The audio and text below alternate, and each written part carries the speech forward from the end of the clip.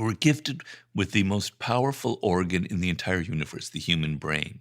The billions of possible connections in our brain is greater than anything in the entire universe. It is the most amazing instrument, and our brains are very active.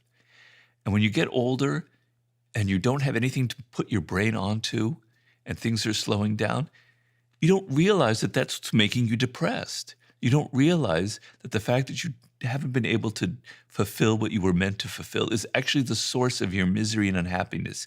You will blame it on other people. You will blame it on the world. You will blame it on politics. You won't look at yourself and realize that it comes from you. And the sadness comes from you and the fact that you're not maximizing, you're not exploiting this gift that you were given. So it might be difficult to shed all of that. But I've talked to people, I'd say more like around 30 years old, who say, Robert, I'm at this horrible job. You know, I'm in a fast food place or something. I don't remember what it was, or I'm a barista, whatever. You know, I'm so unhappy. I have a wife and I have 2 kids. What do I do, right?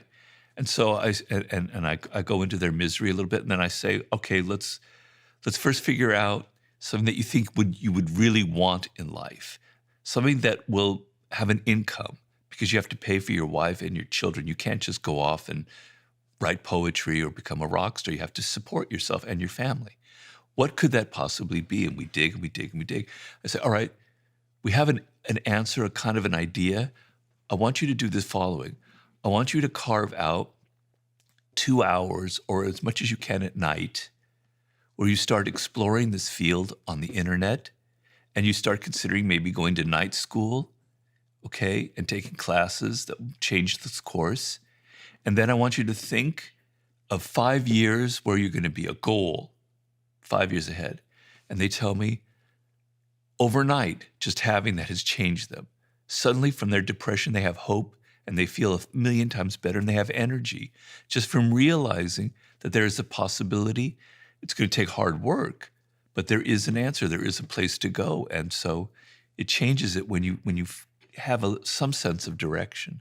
There'll be so many people listening to that now, and they'll be thinking, I have a plan, I have an idea, or at least a kernel of an idea, but I've spent the last 3 months, 6 months, 12 months, 18 months, 2 years thinking.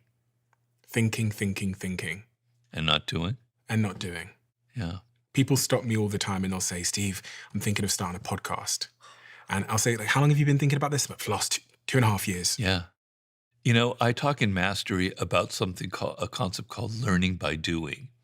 And back in the Middle Ages, they used to have an apprenticeship that you would go through, 7 years. You would learn to be a craftsman, right? You'd first go from being an apprentice to a journeyman to a master. By doing things, the brain learns. But if you never do anything, you're never going to learn.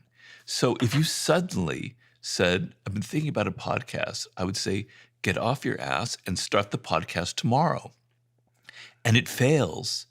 You have learned so many things. You've learned more in those 3 months of failure than you have been 2 years thinking or 5 years of getting an MBA from some school and putting yourself in massive debt. Learn by doing. Learn by failing. Why is planning and procrastination that comes with the prolonged planning so tempting for people? Like, why do we love to plan?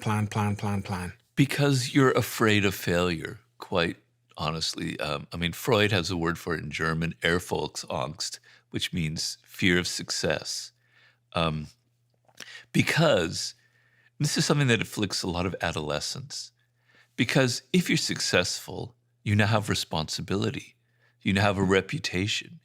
You now have succeeded, and your next venture could fail, right? There's pressure that comes with trying something and putting your name out there.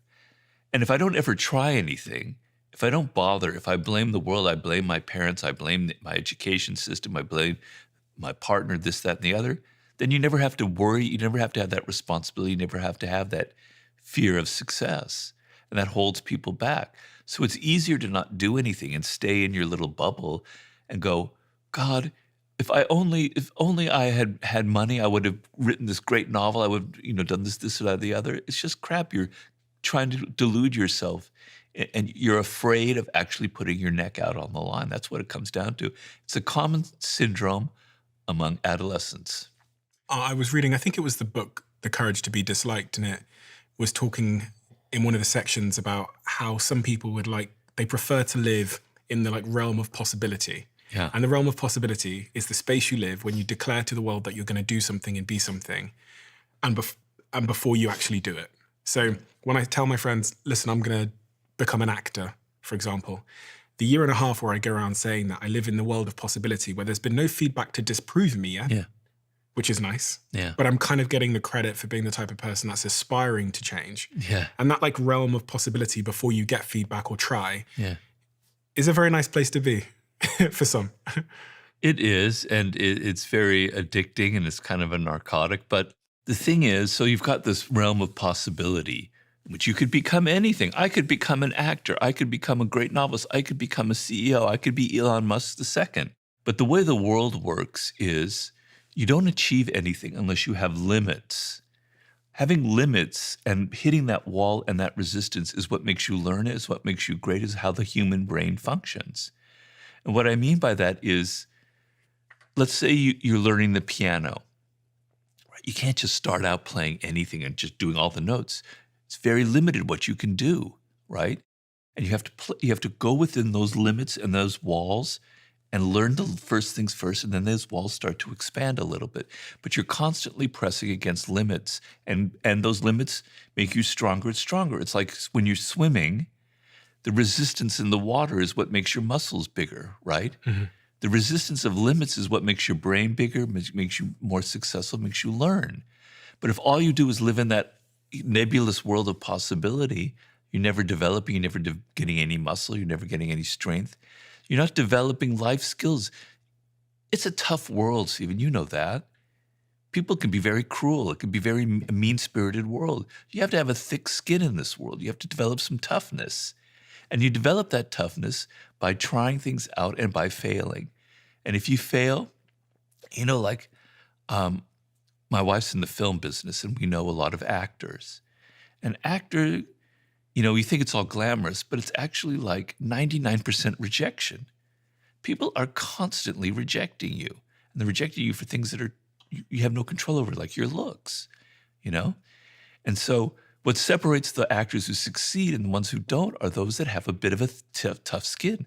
They don't take that rejection and go, oh, I'm so unworthy. I hate myself. Oh, the world's so awful. They go, all right, I'm going to go on to the next one. I learned what wasn't working there. And you develop some toughness. If you don't develop that toughness, you're never going to get anywhere in life. And you get it by trying and working at it. And when you're in that sort of